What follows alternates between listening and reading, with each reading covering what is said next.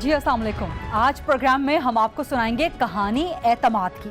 बावजूद इसके कि कल वज़ीर-ए-आज़म इमरान खान ने औरंगज़ेब जलसे में पूरी कौम के साथ साथ अपनी टीम को भी एतमाद में लिया और वजाहत कर दी कि जुमेरात को तब्दीली की एक बहुत बड़ी सुनामी क्यों आई थी, और वजाहत कर दी थी वज़ीर-ए-आज़म इमरान खान ने कि कप्तान वो हैं तो उनका सवाबदीदी इख्तियार है कि किस बैट्समैन को या टीम के किस खिलाड़ी को कब आउट करना है, कब उसका ऑर्डर चेंज करना है। लेकिन वज़ीर-ए-आज़म के एतमाद दिलाने के बावजूद बज़ाहिर ऐसा लगता है कि कप्तान की अपनी टीम को उन पर एतमाद नहीं है, क्योंकि आज कप्तान ने अपनी कोर टीम को बुलाया, बन्नी गाला में इजलास करवाया, बहुत अहम एतमाद में लेने के लिए कि टीम में तब्दीली क्यों की गई। लेकिन जिन वज़रा की कारकर्दगी पे वज़ीर-ए-आज़म ने जुमेरात को अदम एतमाद का इजहार किया था, उनमें से अक्सर वज़रा ने और बड़े बड़े वज़रा ने जवाबी तौर पे, अमली तौर पे बज़ाहिर वज़ीर-ए-आज़म पर अदम एतमाद का इजहार कर दिया। क्योंकि आज जो वज़ीर-ए-आज़म की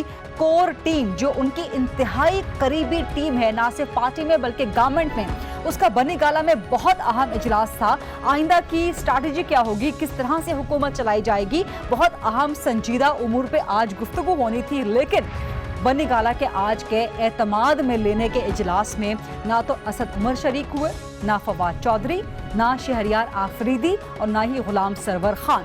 तो अमली तौर पे बज़ाहिर इन तमाम वज़रा ने वज़ीर-ए-आज़म पर अदम एतमाद का और उनकी वजाहत पर अदम एतमाद का इजहार कर दिया। ज़बानी कलामी, ट्वीट्स के जरिए, बयानात के जरिए ये तमाम वज़रा प्रेस कॉन्फ्रेंसेस के जरिए ये वज़रा वज़ीर-ए-आज़म पर एतमाद का इजहार तो करते रहे, लेकिन जब कर दिखाने का वक्त आया तो आज बन्नी गाला के अहम इजलास से ये तमाम वज़रा गैर हाजिर थे। इसका मतलब क्या हो सकता है, इस पर आज प्रोग्राम में सवाल उठाएंगे। इसके अलावा वज़ीर-ए-आज़म ने आज अपने मुशीर ख़जाना अब्दुल हफीज़ शेख से मुलाकात की, उनको एतमाद में लिया और मुशीर ख़जाना ने भी वज़ीर-ए-आज़म को एतमाद में लिया कि आइंदा मुआशी स्ट्रैटेजी क्या होगी और अवाम तक मईशत का रिलीफ किस तरह से पहुँचाना है। लेकिन क्या वज़ीर-ए-आज़म और उनके नए मुशीर ख़जाना कौम को भी एतमाद में ले सकेंगे, ये एक और बहुत बड़ा सवाल है। इसके अलावा पंजाब और खैबर पख्तूनख्वा के वज़राए आला को अपने कौन कौन से वजीर पर अदम एतमाद है, और क्या पंजाब के वज़ीर आला भी एतमाद खो रहे हैं और किसका एतमाद खो रहे हैं। तो ये तमाम एतमाद की कहानी आज हम प्रोग्राम में आप तक पहुँचाएंगे। इन तमाम मामलात पे बात करने के लिए मेरे साथ मौजूद हैं हैदर जमान कुरैशी साहब, जो कि ओल्ड पाकिस्तान पीपल्स पार्टी के नुमाइंदा हैं, शौकत बसरा साहब पाकिस्तान तहरीक इंसाफ द न्यू पीपल्स पार्टी, और मेरे साथ हैं बैरिस्टर दानियाल चौधरी मुस्लिम लीग नून के, और मेरे साथ हैं सीनियर दिफाई तज्जियाकार जनरल अमजद शुएब साहब। शौकत बसरा साहब पाकिस्तान तहरीक इंसाफ द न्यू पीपल्स पार्टी के नुमाइंदा, क्या कहेंगे आप आज की तब्दीली पे?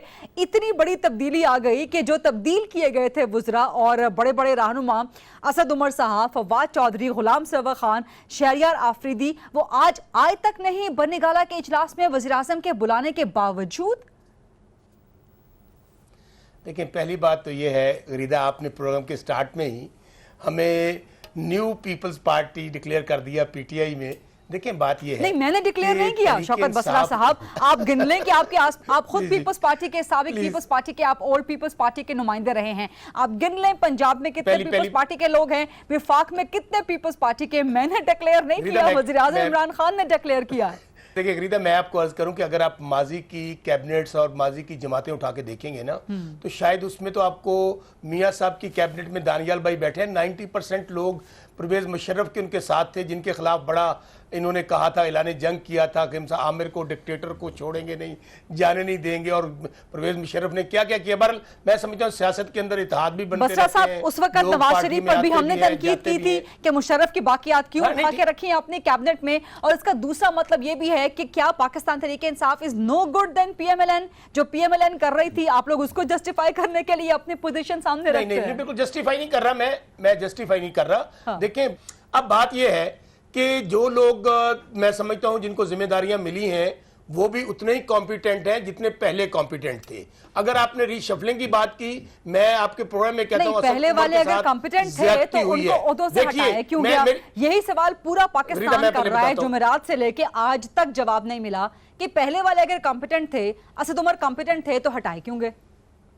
और अगर इनकॉम्पिटेंट है तो रखे क्यों आपको गए? याद होगा फरीदा, आपको याद होगा कि जब एज अ प्राइम मिनिस्टर उन्होंने पहली स्पीच की थी इमरान खान ने, उन्होंने ये कहा था कि जो मिनिस्टर मेरी तवक्कुआत के मुताबिक और पाकिस्तान को डिलीवर नहीं करेगा मैं उसको रीशफल करूंगा, और उन्होंने 100 डेज दिए थे।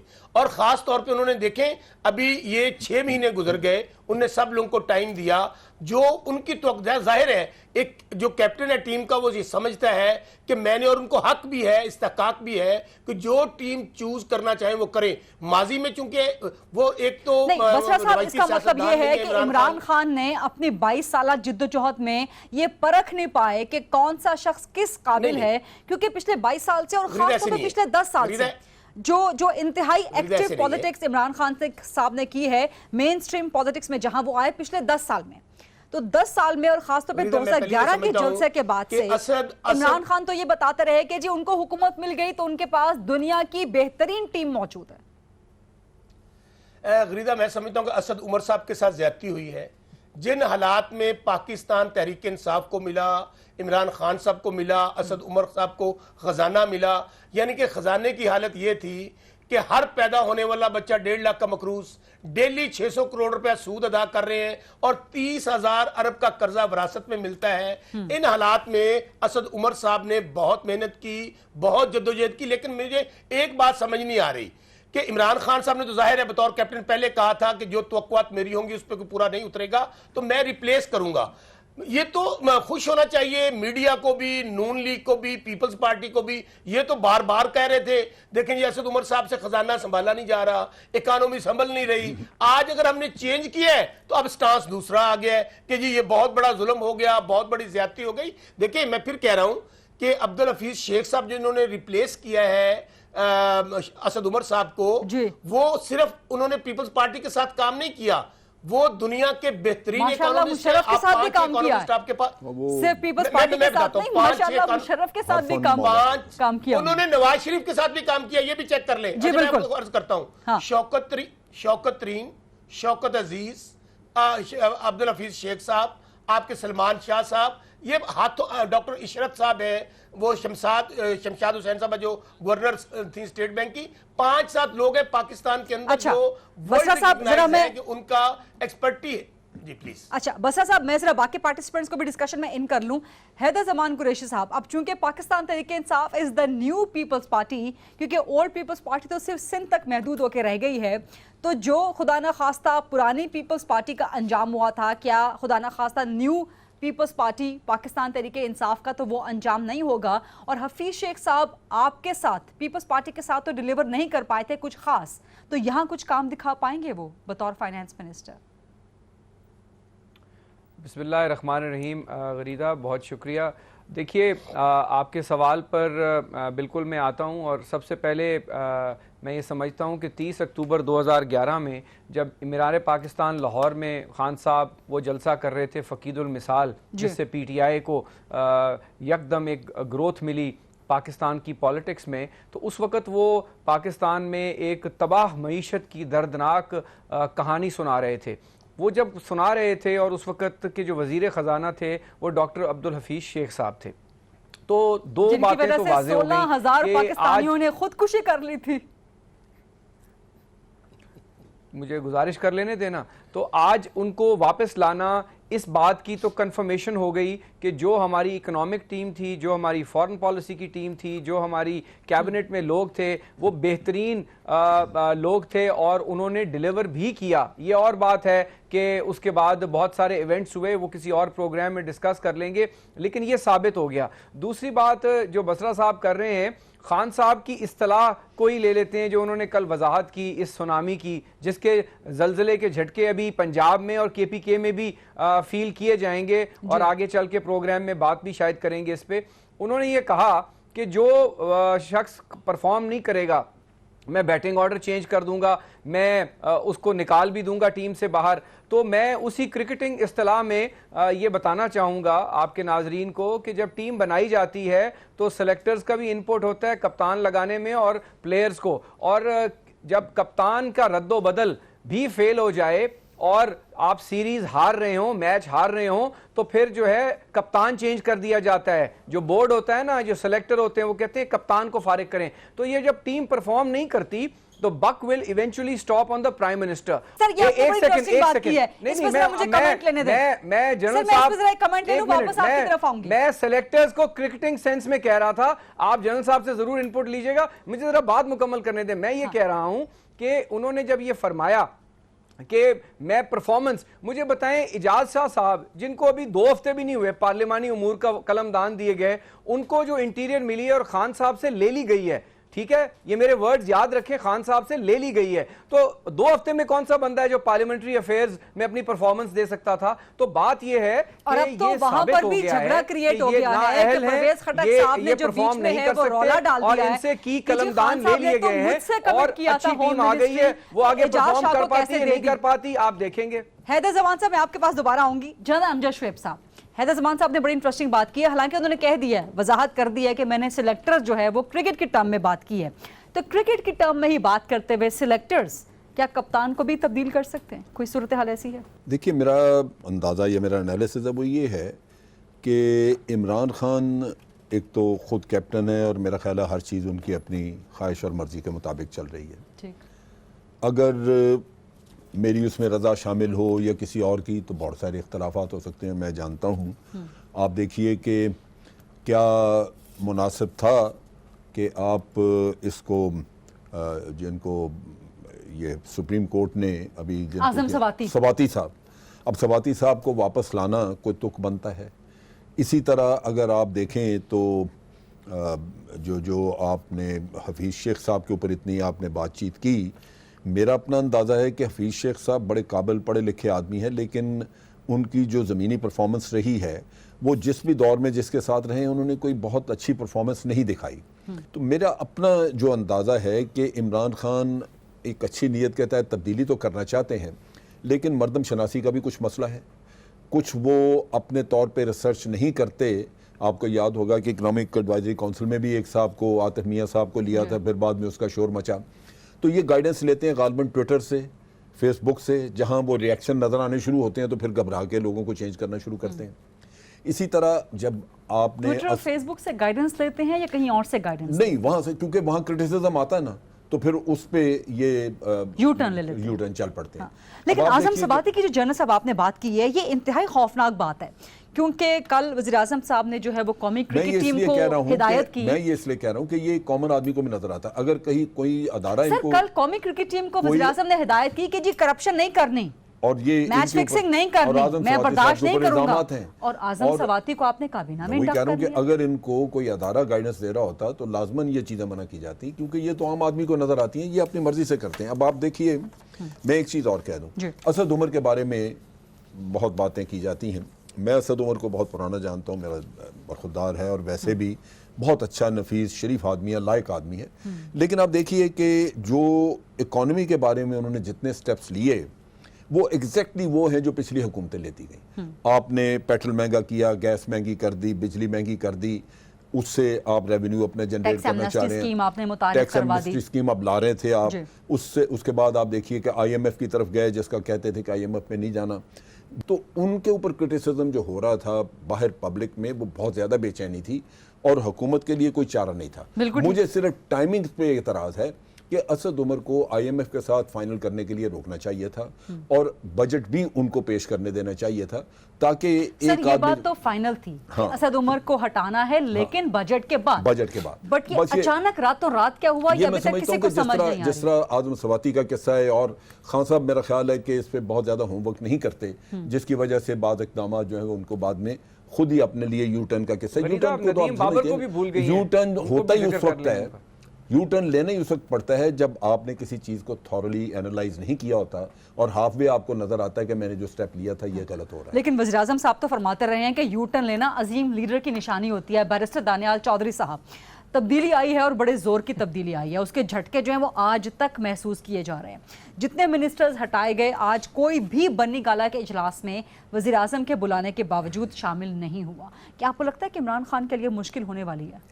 देखें, मुश्किल होने वाली है तो इमरान खान साहब ने ऐसे डिसीजंस लिए जब आपकी पूरी टीम इनकॉम्पिटेंट हो, आपकी पूरी टीम के जो उनके काम हैं आपके सामने नज़र आएँ, तो फिर ऐसे फैसले भी करने पड़ते हैं मजबूरन, और ऐसी चीज़ें भी आगे आती हैं। लेकिन यहाँ मैं टीम से ज़्यादा इनकॉम्पिटेंट कप्तान को कहूँगा, कि जनरल साहब कह रहे थे कि यहाँ फैसले कप्तान खुद करता है, और जिस बंदे को यही ना पता हो कि किस टीम मेंबर को किधर रखना है, तो दिस इज़ ये एक आपको सीरियस को इशू लगता है इमरान खान में, जिसको आज भी अपने बंदों को आइडेंटिफाई करने का नहीं पता, और ये मुल्क के साथ मजाक कर रहे हैं। ये तो बहुत से ऐसे मिनिस्टर्स का भी था जो PMLN में थे और जिनके बिजनेस चल रहे थे, लेकिन उनको वही मिनिस्ट्रीज अता कर दी गई थी। आपके तमाम जितने भी आपके कॉन्फ्लिक्ट्स थे, लेकिन ये मईशत का हाल आपने पहले नहीं देखा। आपका 150 पे डॉलर, बसरा साहब आपसे डिसएग्री करेंगे,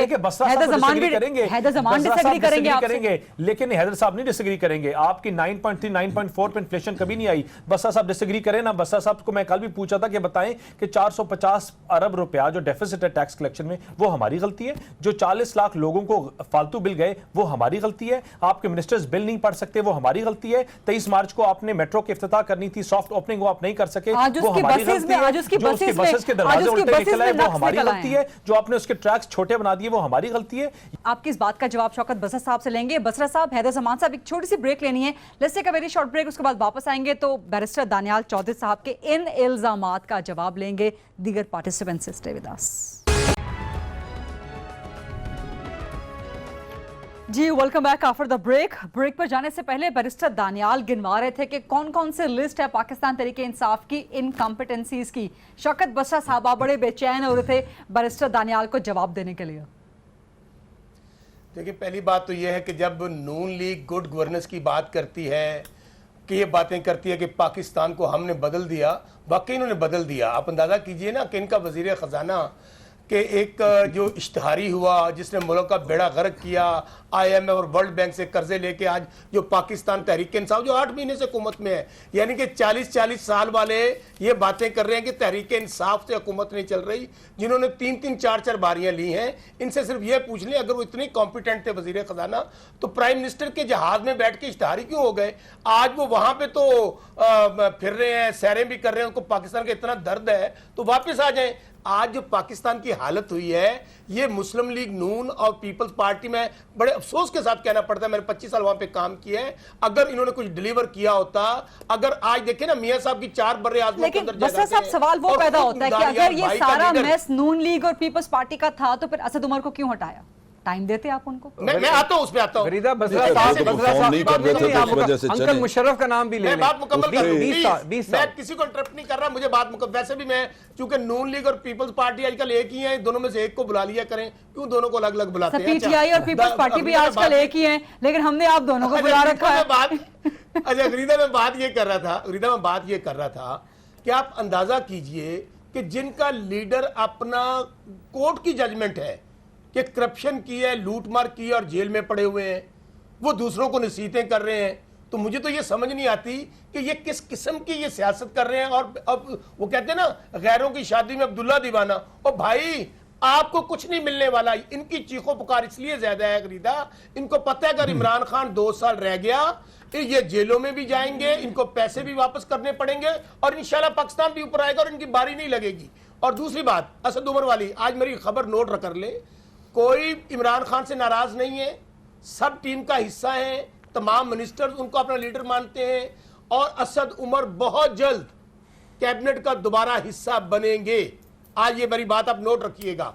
फिर मैं कह रहा हूं, मुझे ये समझ नहीं आती कि असद उमर साहब पे तो लेकिन अगर नाराज नहीं हैं तो आज का इतना इंपॉर्टेंट इजलास क्यों मिस किया? असद उमर, फवाद चौधरी, गुलाम सबक खान, शहरियार आफरीदी, सबको इकट्ठी ही कोई मजबूरी दरपेश थी?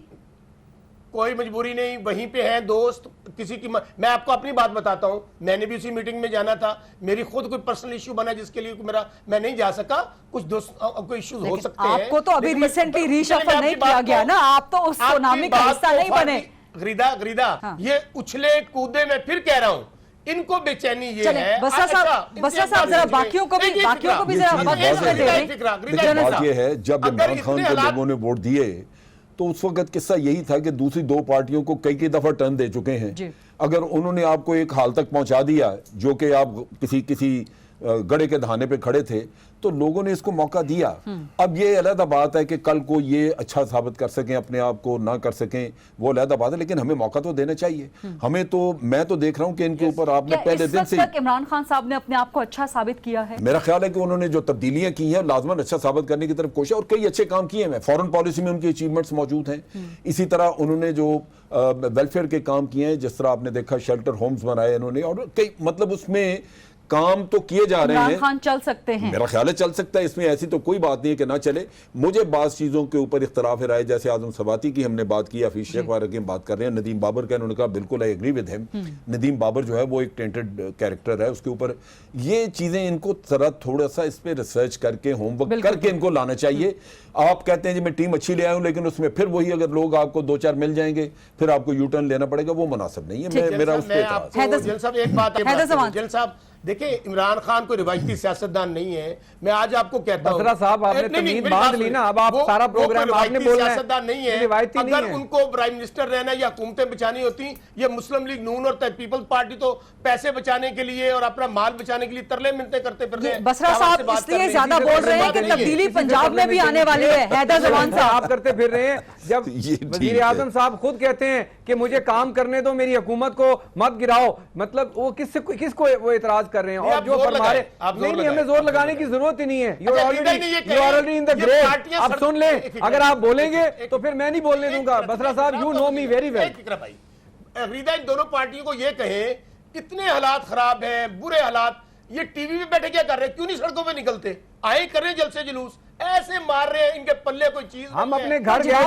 थे लाड़काना, आपको जवाब तो देने दें। हम अवाम की बात करते हैं, पार्लियामेंट के अंदर भी करते हैं और बाहर भी कर रहे हैं, और इनको पता चल जाएगा। इनको अपनी फिक्र करनी चाहिए कि पीटीआई के अंदर कितनी पीटीआईज हैं। यहां पे एक विफाकी लीडर दूसरी विफाकी लीडर के खिलाफ प्रेस कॉन्फ्रेंस कर रहा है। जो गवर्नर है पंजाब का, वो चीफ मिनिस्टर से टॉकिंग टर्म्स पे नहीं है। They should put their own house in order. और जहां तक ये करप्शन पे लेक्चर देते हैं, आजम सवाती साहब icon of corruption, Nadeem Babar साहब 800 मिलियन का उसके ऊपर लंदन कोर्ट ऑफ आर्बिट्रेशन ने, एसएनजीपीएल ने अवार्ड जीता। ये वही साहब हैं जिन्होंने 480 रुपए के सर्कुलर डेट में भी किरदार अदा किया। ये वही साहब हैं जिन्होंने एमडी एनटीडीसी लगवाया और आर सन कंपनी, इनकी एक सोलर कंपनी है, उसको स्पेशलाइज्ड टैरिफ दिलवाया। और ये वही कंपनी है जिनकी शख्स है जिनकी 5 ऑयल कंपनीज हैं और ये ऑयल रिफाइनरी लगाने जा रहे हैं पीटीआई के बड़े एक अहम रहनुमा के साथ। मैं आपके प्रोग्राम में ये दावे से बात कर रहा हूं। तो ये बातें जो है ना किसी और को सुनाएं। वो अली अमीन गंडापुर साहब किधर गए? वो जो वजीर इन्होंने कई ऐसे रखे हुए हैं जिनको ये पता ही नहीं है। और पंजाब में भी यही हालत है। जो वसीम अकरम प्लस हैं वो रिमोट कंट्रोल पे डमी चल रहे हैं। तो बात यह है कि आप अपनी गवर्नेंस पे तवज्जो दें। ज़राअत को आपने बर्बाद कर दिया, लार्ज स्केल मैन्युफैक्चरिंग आपकी डाउन है, 33% डिवैल्यूएशन के बाद आज भी एक्सपोर्ट्स हैं। कॉमर्स मिनिस्टर कहता है हम बैंकरप्ट होने जा रहे हैं। फाइनेंस मिनिस्टर कह रहा था 4 साल हमारा बेड़ा गर्क होएगा। और जो है वाडा साहब फरमा रहे थे यहां पे डॉलरों की नहरें बसेंगी। तो इनका आपस में ही जो है कोई सिंक इन नहीं है। हैदर जमान साहब, पंजाब की आपने बात की है, तो पंजाब में तो बहुत जल्दी तब्दीली आने वाली है। अब उनको साइंस, लेकिन कब आती है? It's only a matter of time. Accountability होनी चाहिए। जी देखिए आपने पंजाब की बात की है, जरा दानियाल चौधरी साहब से पंजाब की तब्दीली पे बात कर रहे हैं। का किसान मर गया, किसी ने किसान को पूछा कि यहाँ ओले पड़े, क्राइसिस हो गया पंजाब के 7-8 हज़ार में। किसान को तो पहले भी किसी ने नहीं पूछा। फेडरल गवर्नमेंट रोटी कपड़ा मकान वालों ने कौन सा पूछा किसान को? जनरल साहब आपकी बात मेरी बात सुनिए। हमने पूछा ना, हमने BISP दिया। आप अब तर्जुमान तो ना बने पीटीआई के। तनकीद में पीटीआई पे कर रहा हूं, तनकीद का मसला नहीं है। बड़ी हैरान कुन बात है, ये तो कोई सिंक इन बात है ना। यार हैदर ज़मान देखिए, बात सुनिए ना, हमने BISP दिया, हमने पाकिस्तान के डिफेंस को मजबूत किया, हमने BISP जो है वो किसी के खानदान का पैसा नहीं है। उसमें BISP एक हुकूमत पाकिस्तान का है। आपसे आज जो भी है वो चला रहा है उसको, उसका कोई क्रेडिट नहीं ले सकता। पॉलिसी तो हम लाए, प्रोग्राम तो हम लाए ना, हमने सोशल सेक्टर प्रोग्राम दिया। हुकूमत पाकिस्तान का पैसा है, जो भी देगा उसको। आप तर्जमानी ना करें पीटीआई की, आप इन लोगों की तर्जमानी वाला मसला नहीं है। आप भी तो गलत बात ना करें। इन तमाम मौज़ूआत पे इंतहाई अहम डिस्कशन हम कंटिन्यू करेंगे, लेकिन एक छोटी सी ब्रेक का वक्त हुआ है। Let's take a very short break. मैं जरा बरसे दाने यूं लग रहा है कि जैसे पीपल्स पार्टी और नून लीग पाकिस्तान में नहीं बल्कि ये चाइना में हुक्मरान रहे हैं और बेड़ा गर्क कर दिया आप लोगों ने पाकिस्तान का। इतने ही आप होते तो आज पार्टी के ये हालात होते। छोड़ दें इन बातों को यार।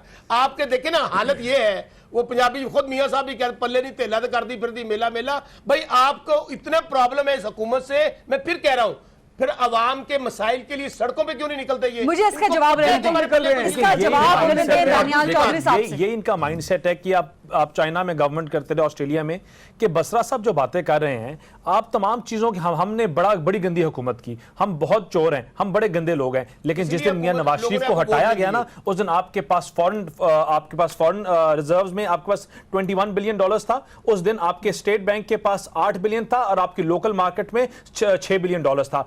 हम बिजली को भी सब्सिडाइज कर रहे थे, हम गैस को भी कर रहे थे, हम गरीब बंदे की दवाई को भी कर रहे थे, हम घर भी बना रहे थे, हम रोडें भी बना रहे थे। इस नालायक हुकूमत की तमाम चीजों के बावजूद $31 बिलियन हमने कर्जा लिया था। इन तमाम के बावजूद अगर आप तमाम आप तनकीद कर रहे हैं पीटीआई की, वो तो दुरुस्त है। जो पीछे का मैं देखें एक चीज, आपने जब $95 बिलियन तक कर्जा ले लिया और नहीं टोटल 95 हुआ ना, तो आप अपने टोटल उसमें आपने अपनी एक्सपोर्ट्स नहीं बढ़ाई। इसका मतलब यह है कि आपकी इनकम आपकी बहुत कम है और आपकी खर्च बहुत ज्यादा है, क्योंकि आपको $32 बिलियन के करीब आप बिल्कुल ठीक कह रहे हैं। अब चीज यह है कि जब इन्होंने $95 बिलियन तक का कर्जा पहुंचा दिया, इनको पता नहीं था कि हम किस्त अदा नहीं कर सकेंगे इसकी। ये सारा आर्टिफिशियल खेल था और IMF आपको ट्रैप में लेके आ रहा था। वो रोज एक रिपोर्ट छाप देते थे कि जी बड़ी इकोनॉमी तरक्की करे। वो किधर कर रही भाई?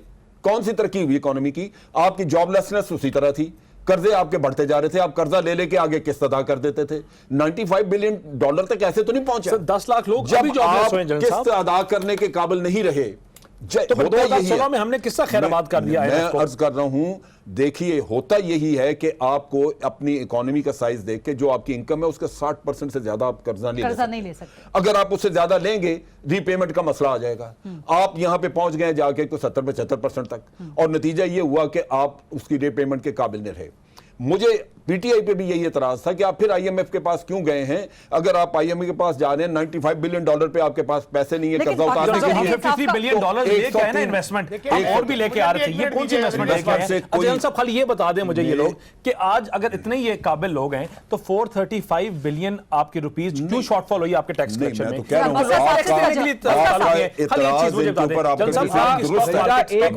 आपसे बुनियादी सवाल पूछ लें कि अगर आपकी ग्रोथ 5.8% हो रही है तो जॉब क्रिएशन हो रही होती है। इकोनॉमिक हिटमैन क्यों बात? देखिए मैं इतना अच्छा काम कर रहा था, बताया अगर आपकी जो माइनस में नहीं होती, आप जो है 2.8 पे आ गया हुकूमत में ब्लेड टू डेथ 52 बिलियन निकल के 48 बिलियन रह सवाल किया है अरस्तु था। अगर वो इकोनॉमिक हिटमैन सालदार इतना सुधार ना फिर ज्यादा कर रहे थे क्या क्या जॉब तो मिल रही है, किसको घसीट रहे थे यहाँ? शौकत बसरा साहब, देन हैदर जमान साहब। अगर आप एक केस खुल जाता है दरिया वाला, तो देखिए मैं सारा किसी को इंटरप्ट नहीं करता, लेकिन मुझे मौका दीजिएगा। अच्छा, जिस तरह ये तनकीद कर रहे हैं हमारी हुकूमत पे, इमरान खान पे, मुझे तो वैसे ना बड़ी बहादुरी है मुस्लिम लीग नून की और दानियाल भाई की। फिर सीना तान के टीवियों पे आ जाते हैं, जिनकी पूरी लीडरशिप, कोई 85 अरब में पकड़ा हुआ है, कोई फरार है, कोई इश्तहारी है, कोई अंदाजा करें जेल में पड़ा है। और मुझे पूछे ये कौन है? फजलदाद अब्बासी, कासिम कयूम, वो चीनी। मुझे तो ये समझ नहीं आती कि ये कितनी ढिठाई है कि आपने खुद क्यादत ने, देखें आपने कहा जी फलां पे इल्जाम था, जो आपने इल्जाम लगाया अभी आजम स्वाति पे, आजम स्वाति पे या जितनी आप बातें कर रहे हैं भाई, अगर आपके पास सबूत मौजूद हैं, आज तो अदलिया आपको बड़े बड़े रिलीफ दे रही है, आप घर में मौजूद होते हैं, छुट्टी का दिन होता है, मुलजम पेश नहीं होता, आपको बेल मिल जाती है, जाए सारे सबूत ले जाए सुप्रीम कोर्ट में या हाई कोर्ट में, यहाँ पॉइंट स्कोरिंग ना करें। मजबूरी क्या है? जिस पे उंगली उठती है आप उसको लेते क्यों? मजबूरी क्या है? मुझे ये धसे हुए हैं आजम सबाती है या नदीम बाबर है वगैरह, इन लोगों को लेने की क्या ये चीज जो समझ नहीं वाली है ना, वो ये है साहब को पता ही नहीं है नदीम बाबर की हिस्ट्री उन्होंने होल्ड कर दिया उसको। चले बात करने, इनकी मजबूरी क्या आपको लेने की? क्या और दुनिया में कोई बंदा आप कह रहे हैं उस पे इल्जामात नहीं है? सर मैं अर्ज करता हूं, मेरी बात सुने, एक आप दाद दे इमरान खान को कि पाकिस्तान की तारीख में कभी ऐसे नहीं हुआ। हाँ, दाद दे के आसिम सवाती को लेके आए हैं, जो दाद दे के लेके आए हैं, किस आज इनकी नजरियाती किताबें हैं सारे की, पीटे की नजरियाती सारे खत्म हो गई। नदीम बाबर पर सुन ले यार प्लीज बात मौका दे। अगर नदीम बाबर पर इल्जामात हुए करप्शन के या किसी और चीज के इन्वॉल्वमेंट के नैब वालों को ना कभी बर्दाश्त किया इमरान खान ने। अलीम खान उनके राइट हैंड थे, पंजाब के सदर थे। आजम सवाती क्या है, आजम सवाती क्या है, और इस वक्त justify करने के लिए, आपने खुद only बुलवाया है। justify करने अलीम खान के लिए, बेचारे के साथ आमिर पार्टी जानी ने भी खुद कहा जा रहा है बुलवाया है। corruption है, गुलाम हाईकोर्ट सरवर को कहा जा रहा है बिल्कुल corruption है, ले तो आप उनको सिर्फ हटा क्यों रहे हैं? आपके नैब हेल्थ के के हवाले अपने लोग करें, बता रहे हैं कि ओवरनाइट प्राइस से बढ़ी और किस तरह उन्होंने फायदा तो उठाया। नैब के क्या हवाले निशान है? करें, आप सिर्फ ओहदों से हटा रहे हैं करप्शन के इल्जामात पे। हैदर जमान साहब, आपका लास्ट कमेंट, हमारे पास शायद टाइम भी खत्म हो रहा है। देखिए मैं गुजारिश ये कर रहा हूं कि इन्होंने जो कहा इनके में और अमल में बहुत तजाद है। हम तो चाहते हैं कि खान साहब परफॉर्म करें, वो जो 200 अरब डॉलर उन्होंने लाने हैं, वो जो नौकरियां जनरेट करनी है, इस वक्त तो रोजगार जा रहा है और माइनस में है, और 40 लाख लोग 8 महीने में पॉवर्टी लाइन से नीचे चले गए हैं, ये स्टेट बैंक कह रहा है। और मैं जनरल साहब से एग्री करता हूं कि IMF के पास नहीं जाना चाहिए था, इनके पास इंडिजिनस एजेंडा होना चाहिए था। लेकिन अगर जाना था कोई प्लान ही नहीं है, लाइफ होता तो आज यहाँ ऐसे बैठे थोड़ी होते हैं। अगस्त में 200 अरब कोई नहीं ला सकेगा। सर, 1 मिनट, टाइम मेरे पास खत्म हो रहा है। जनाब अमजद साहब एक लास्ट कमेंट करना चाहते हैं। अपने पल्ले बांध ले। हमारा अगला प्लान ये है, इससे लूटा उनसे माल निकलवाएंगे और पाकिस्तान को ऊपर लेके जाएंगे। इसी का जवाब जनाब अमजद देना चाहिए, इसी का जवाब जनाब अमजद देना चाहिए। मैं अर्ज कर रहा हूं, 18 साल से जो खुली छुट्टी रही है करप्शन की, क्रप माफिया आज इतना मजबूत है कि रियासत उससे कमजोर है ज्यादा। कितने पैसे क्रप माफिया के पास जमा इतना पैसा है कि हर शख्स खरीदा जा सकता है पाकिस्तान में। कोई आगे नहीं बढ़ेगा आपका, ये जो जितना भी आप अकाउंटेबिलिटी कर रहे हैं, कोई 200 अरब नहीं ये आएंगे। नहीं, सवाल ही पैदा नहीं होता। Crop mafia will be able to prevail in Pakistan. कुछ बहुत नहीं बहुत आएगा। शुक्रिया जनाब अमजद शोएब साहब, मियां बैरिस्टर शहबाज दानियाल जी, चौधरी, मियां- हैदर जमान कुरैशी एंड शौकत बसरा साहब। ये था आज का प्रोग्राम, देखने का बहुत शुक्रिया। I will see you coming week. अल्लाह हाफिज़।